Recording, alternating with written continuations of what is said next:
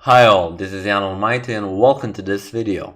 So today we continue with the Instructive Endgame series, once again on the topic of the centralization of the king. But today I will squeeze in a couple of other things that I would like to show you because they are pretty interesting and something that you should probably know if you're going to play such a type of endgame. Here today I am going to show you a game played in 1974 in Odessa, Ukraine, a game between Mark Dvoretsky with the white pieces and Vasily Smyslov with the black pieces. Both of them very famous chess players. Mark Dvoretsky also a very famous chess author and a chess trainer. Yeah, I don't think that there is no need for any further introduction. Vasily Smyslov, one of the world champions, the world champion from 1957 to 1958, playing very strong players on a very high level. But on the other hand, we do have actually a shorter game today, and we will see why that happens. Okay, Smyslov was a world champion in 1957, and this game is played almost 20 years from then, but that doesn't mean that he is any weaker of a player. That being said, let's just jump quickly into the game. As always, I'm going to start from the start so that you can see from which opening and middle game we actually come to this type of endgame. And Dvoretsky starts with e4. After e5 and a couple of moves, we do see Rui Lopez on the board, and one opening that I like to play, the exchange variation. Pawn captures on c6 castle and queen to e7. Queen to e7 is definitely a sideline that isn't played that much nowadays, at least I don't know of it. Bishop to g4, f6, bishop to d6, even queen to d6 are mostly the moves that are played, and played more than queen to e7, but nevertheless this is part of this game. After a couple of exchanges, we see bishop to g4 and correct decision of Dvoretsky to give up the knight, even though he is ruining the pawn structure on the king's side. Knight to f6, knight to c3, simple development, and already after a couple of moves we do see a lot of exchanges on the board, straight from the opening and the middle game immediately to the end game. Rooks get exchanged, queens get exchanged, and this is the critical position that I wanted to reach and wanted to talk about initially. So already after 16 moves we have the critical position. Black, of course, won't be keeping his queen. This is just a check. Queen cannot be saved in any way. You can play queen to d4, but rook can simply capture it. Here in this position it is very important to make one crucial decision which will definitely dictate the outcome of this game. So the topic is the centralization of the king, so you probably know what I'm talking about, where to put my king. In the game, Smyslov, the former world champion, decided to play king to c8, which definitely goes in the opposite direction from the topic that is written in the title of the video, which means that probably black isn't going into the right direction here. So talking about intuitive chess and talking about intuitive decisions that you need to make sometimes when playing your endgame, centralization of the king is one of the top principles that you should probably follow. It isn't always the best idea to use it. Sometimes you can have better moves, or you can move, for example, the king to safety, but usually when you go towards the endgame, that means that there is less and less material on the board, which means that king is much safer in the center of the board. And it doesn't mean that you need to keep it at the edge of the board where he actually cannot help into the continuation of the game. While the center of the board are those four squares, we can see that either of the kings is currently on there. Let's just disregard the black queen for the moment. It will be able to help out in any sorts of an attack, defense on either side of the board, and that is the principle that probably you should follow in most of the endgames you play. Here Smyslov plays king to c8, and we will see how Mark Dvoretsky, as I said, a very famous chess author and trainer, shows very educationally how you should actually approach this position. Of course, first you should capture the queen, equalize the material, and let's just see the position.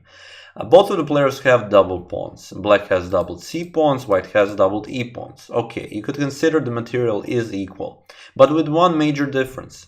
Now this white rook is slicing off the black king from this side of the board, which also means that black king cannot approach the center of the board, which means that white main plan in this type of situation will be to keep his king and his pawn being pushed on the king side. So it doesn't make sense to go to the queen side now, because all of your forces are on the king side. You are able to create a pawn majority on the king side, so you should focus all your efforts on the king side. Very simple and very intuitive, and let's just see how the game proceeds. Since bringing the king back to the center, even if you wanted to, is going to be a little bit difficult, like playing bishop to d6 here, and it isn't all that easy to bring the king closer, because, as I've said, the rook is here, e5 is a possible move, pinning the bishop afterwards, so it isn't all that simple. Here Smyslov decides to play g6 and transfer the bishop to this diagonal. Seems reasonable, also a good move, but Dvoretsky decides to block it. He plays e5, bishop to g7 and f4. He does place all of his pawns on dark squares, so we come to the second principle that we follow in the endgames. If your opponent has a dark square bishop, you should definitely put your pawns on light squares. But sometimes some of the principles in the endgames do oppose each other. So here, for example, to reach the center of the board, for example, the e4 square through g2, f3 and e4, yeah, you have to put the pawns on the dark squares, and that is just fine. Sometimes you just have to make a decision which of the principle is more important, and which of the principle can actually bring you more chances to actually win the game. In this case, bringing the king to the center of the board is the right decision, and we will see why. Here, to actually gain some counterplay, you have to play something, and Smyslov decides to open up the position. Also goes with the idea that he has the bishop, and open boards and more space definitely brings his bishop, yeah, he gives him a more strength and more advantage. On the other hand, knights are the ones who like tight spaces, smaller amount of squares, because they can jump around. Pawn captures on f6 and bishop captures on f6. Otherwise, you just lose the pawn. And now we see e4. Once again, trying to close in the position.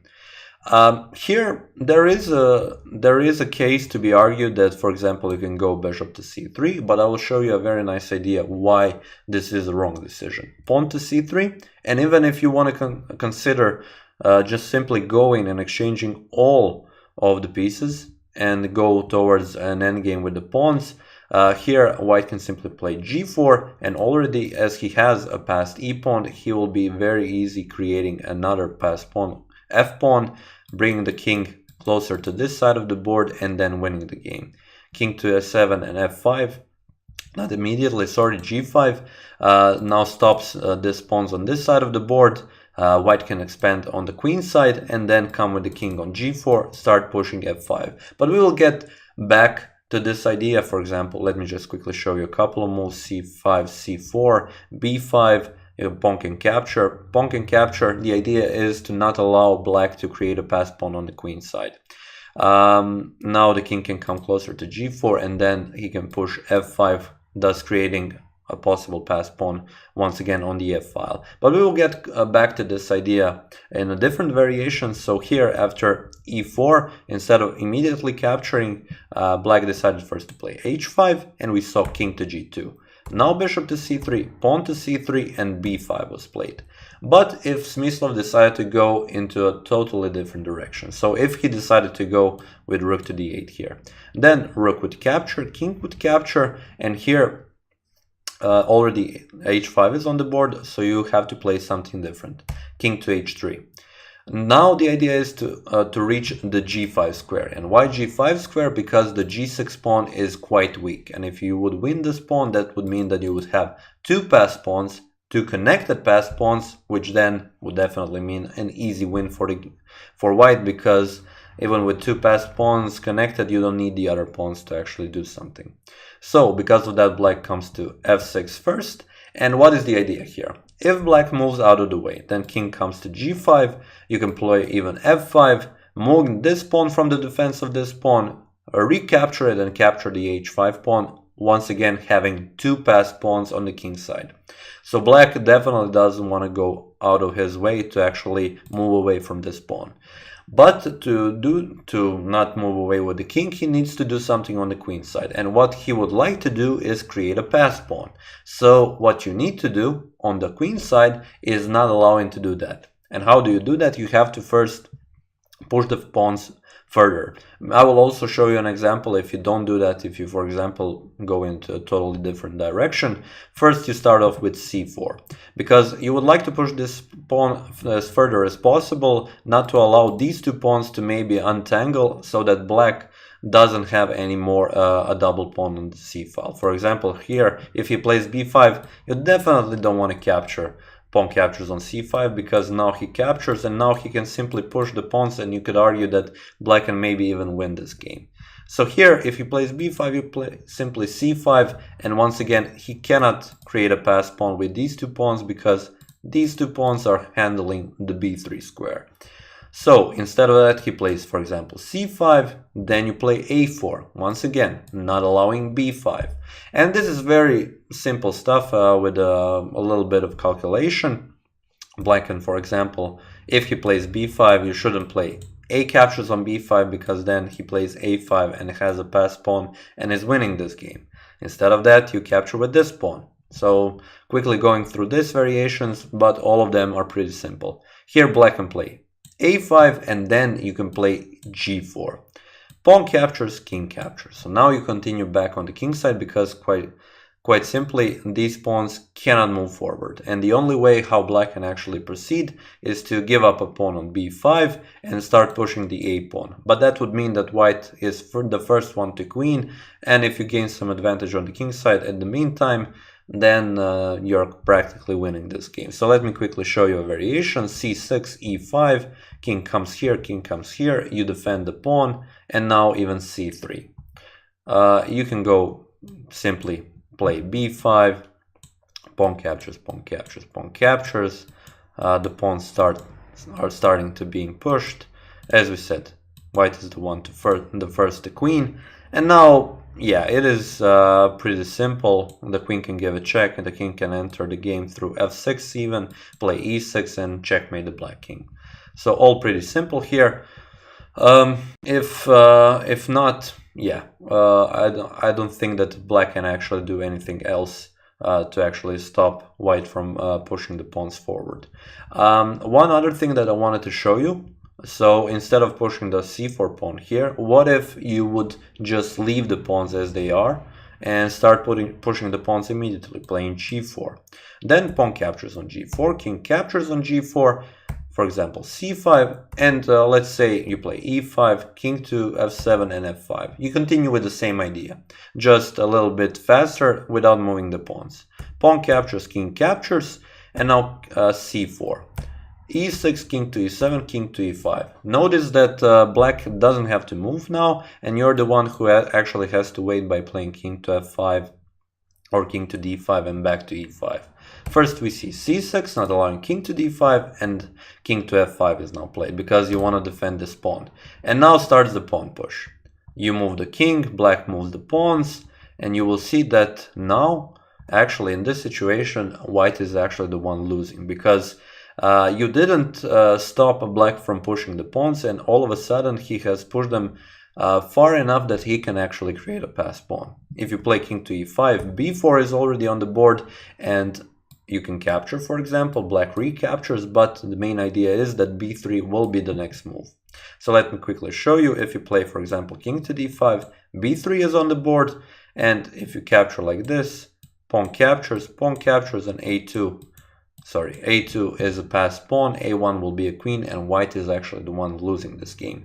So what is very important is that in the position that was here, first you want to not allow black to push the pawns further, creating a pass pawn or possibly creating a pass pawn. You should block in the queen side, not allow the double pawns to untangle, and only then continue your onslaught on the king side. So that is the thing that I wanted to show you. In the game, after pawn to c3, Smyslov didn't decide to play to rook to d8. He probably knew that it wouldn't help him that much. He decided to play b5 immediately. But the same idea applies. e5 first, not playing king to h3, but e5 is also good. a5 and now king to h3. We saw b4, king to h4, and now rook to e8. The idea is the same. Reach the g5 square and try to capture the g6 pawn, creating even more passed pawns on the king side. Watch as from the critical point in the game, which I showed you back there, I will repeat it at the end of the video. The whole time the rook was on d1 because that was his main purpose. Not allowing the black king to enter the center of the board or this side of the board, and now with the king you're actually quite easily handling the king side, and you don't need anything else. You can just start pushing the pawns. White has given up the pawn here on c3. What will happen if black captures? You will have 3 pawns on the c file, and there is no way how you can actually capture the pawn on c2. I mean, you can of course, but unfortunately it is too slow. King to g5, rook to e6 defending the pawn, and after king to h6, it was in this position that Vasily Smyslov, the former world champion, resigned the game. Why did he resign? Quite simply because the idea behind king to h6 is not to bring the king to safety, but play king to g7 and king to f7. Notice when the king is on f7, this rook doesn't have anywhere to go to. So you would have to move the rook back, and then you lose the g6 pawn. Quite simply, after losing that pawn, white has 2 double pass pawns, which are just too big of a threat, and this game is definitely winning for white. So yeah, that is pretty much it. You can see that this type of position, moving the king to c8, when you already know that you're going into an endgame, could be crucial for the rest of the game. You should definitely watch out for this principle, centralization of the king. That being said, I hope you enjoyed this video, and I will definitely see you in the next one. Enjoy!